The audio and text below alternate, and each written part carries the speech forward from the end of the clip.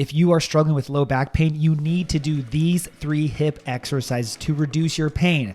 Those useless couch stretch and piriformis stretches that only provide temporary relief just aren't gonna do it. My name is Dr. Grant Elliott, and we have helped thousands of people around the world fully recover from low back pain, disc herniation, sciatica, without stretching their hips. And in this episode, number 134 of the Low Back Pain Podcast, I'm gonna show you the 3 best exercises for your hips that you can start today to finally get results. Real quick, if you have not joined my private Facebook group yet, you need to do so. It is called RehabFix Low Back Program, and immediately upon joining, you will receive our free step-by-step sciatica guide. This is the same process that we have taken thousands of our clients through around the world to identify exactly how to fix their sciatica and ultimately become pain-free through our one-on-one coaching program. In this group, you will be able to see our clients and what they're doing for success and additional resources and more free guides. So if you're serious about fixing your back, you need to join this group, RehabFix Low Back Program. See you soon.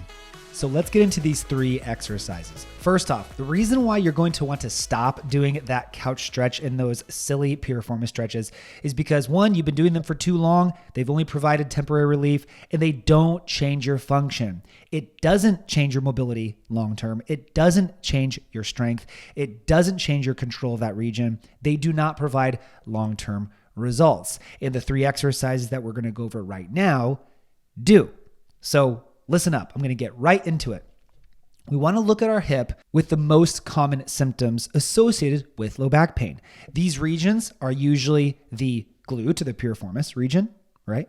The hip flexor region, of course, everyone talks about their tight hip flexors, and the groin. These are the 3 most common regions that people typically complain about pain in associated with lower back pain. So I'm going to give you an exercise for each one of these that are going to be far superior than any stretch you can do. Let's get right into it. The first one, let's get into the hip flexors. Everybody is stretching their psoas, doing the couch stretch, and they're just not seeing results because of the reasons I stated earlier. Instead of doing those silly stretches, we're going to combine stretching with mobility, with strength by utilizing our supine hip flexor eccentric. For the supine hip flexor eccentric, this is just a long-winded way of saying you're going to lay on your back on the edge of a couch, of a table, of a bench, so that you are on your back and your butt is close to the edge of the bench and both of your legs and your hips can hang off. You are going to bring one knee to your chest and hold, and the leg you wish to target, you are going to let hang off of the edge as far down to the ground as it will go. You're going to either tie a weight or attach a weight or even hook a kettlebell. This is typically the easiest way to do this, but you can get creative with whatever weight setup you want to use. But most commonly, we hook a kettlebell with our foot.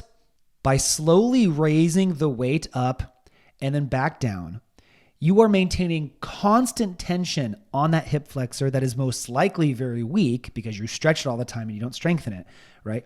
A tight muscle is often a weak muscle. Here we're stretching it and strengthening it and improving its mobility at the same time.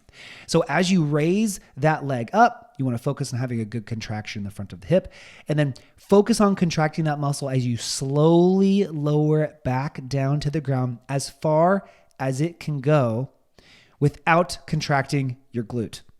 Keep all the focus in the hip flexor as far down as that hip can stretch prior to then raising it again. This is far superior to any couch stretch or any psoas stretch that you can do, and you will notice immediate improvement in flexibility, stiffness, or all things involving the front of the hip or the hip flexor region. And you will notice that the results actually start to last, unlike those simple couch stretches and other things. The second area of most common complaint is the piriformis, the glute muscles. Oh, they're so tight. You're sitting in your office chair, you're doing that piriformis stretch all day long, hoping that it's going to last, or you're getting in that pigeon pose on the ground, hoping that's going to last, but they're not, because once again, you're not changing your function. So the exercise you're going to do instead, once again, combines stretching, strengthening, and mobility. We're going to use our knee airplane exercise. This is a regressed version of the very difficult airplane exercise, which a lot of people have a hard time balancing and doing. So instead, what you're going to do is you're going to get on your knees on the ground. You're going to put your upper body on a bench, a chair, a couch. It doesn't matter. You're just going to support yourself and hold the front of your body for balance purposes, but still in a position that it resembles you're in a quadruped position. Now, the glute or the piriformis that you wish to target is going to remain on the ground. So your knees are directly under your hips, remains on the ground. You're going to fully straighten and extend the opposite leg. And then with one leg extended, with one knee still in contact with the ground, supporting your upper body for balance, you're going to simply rotate your hip that is in the air down towards the floor as far as you can rotate it, and then open back up and rotate it to the sky as far as you can rotate it. And you're going to do that slowly and repetitively, feeling the targeted piriformis or glute, remember the one that is in contact with the ground, feeling that stretch as you rotate the opposite hip towards the ground, and then feeling it contract as you rotate it towards the ceiling. As you do this, do your best to match your shoulders with your hips and move as an entire unit. This will help you feel the hip the most, and you will feel a really good burn, contraction, and stretch as you do this. And it was so great for improving stability of the hip and mobility of the hip at the same time. And you will see results with this, whether you're struggling with piriformis syndrome, sciatica, low back pain, a painful hip, whatever. It is that powerful.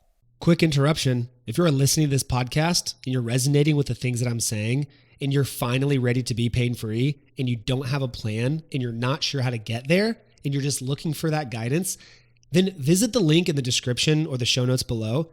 You can schedule a free initial call with my team, and we will actually go over your current regimen, go over what you should be doing, what you should not be doing, and how a better plan might potentially show you how to get to that pain-free state that you've been looking for so that you can get this over with and back to living your life. So if you're ready to finally figure this out, then visit the link below, schedule a call with us. Looking forward to helping you. Back to the show. And 3, our adductors, our groin region. This is a very commonly neglected region because not a lot of people think it's necessary because all their pain is either in the outside of their hip or their glute or their hip flexor, but they neglect the adductor group. These do affect hip function. They do affect pelvic floor strength. It does affect our core. It affects a lot of things, and it is commonly neglected. So the exercise that I'm going to give you for this is our Copenhagen exercise. This exercise is so powerful that it has been found to reduce groin injuries and re-injuries to a significant capacity, but it is also amazing for improving core strength and hip function.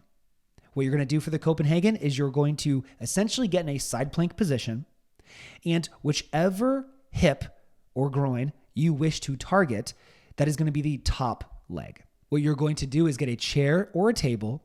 You're going to place the leg you wish to target on top of that chair or table, while the opposite leg simply goes under it. And then you're going to pick your entire body off the ground, just like you were doing a side plank, but the bottom leg is obviously not touching. It is now floating off the ground, and you are supporting your entire body weight with the top leg.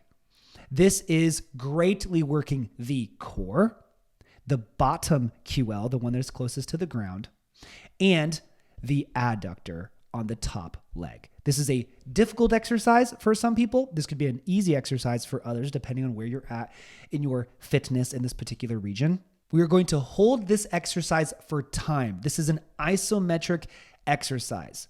If you wish to add an additional movement, you can slowly dip your hips down to the ground and come back up, but this is typically utilized as an isometric movement, meaning your body is not moving, but the muscle is working.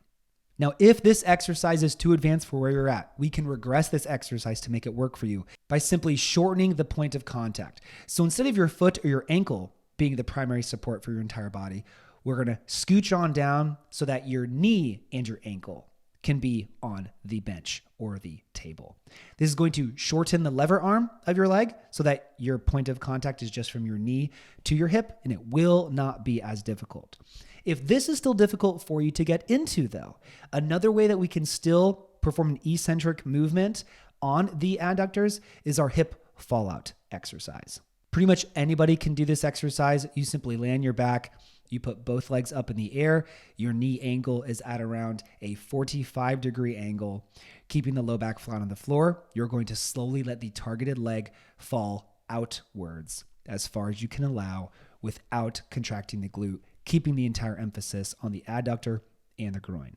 This is a very low-level modification that you can make depending on where you're at, but each of these 3 levels will still improve your adductor function, improve your hip function, and improve your core function, and they are amazing exercises. So ditch all the silly stretches that only provide temporary relief. Add these 3 hip exercises into your routine right now if you are struggling with back pain, and see the magic of better exercises, better prescriptions, and how addressing your function in a better way can change the way that you feel and change the rest of your life.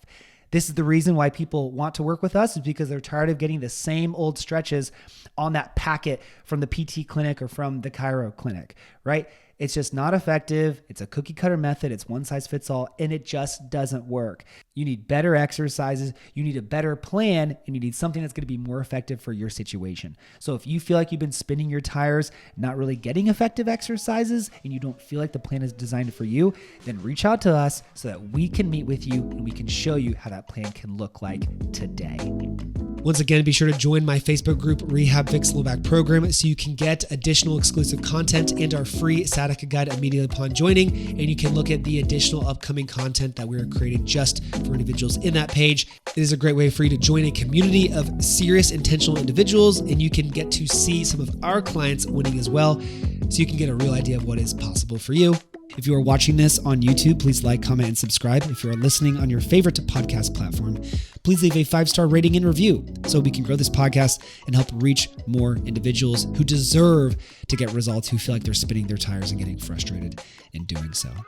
As always, move more, move in nature, move in the sun. Thank you so much for listening, and have a great day.